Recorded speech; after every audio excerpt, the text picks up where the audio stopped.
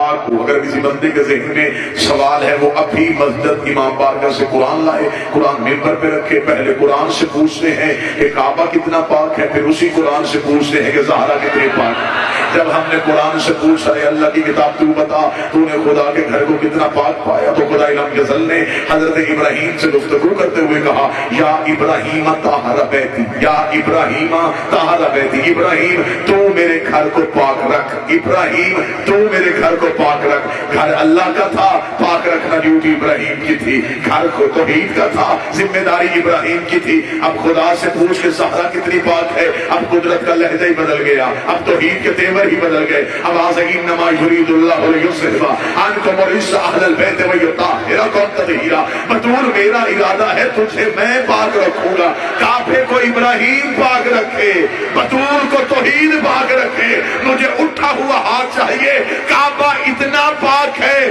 جتنی ابراہیم میں طاقت ہے، بطول اتنی پاک ہے جتنی توحید میں طاقت۔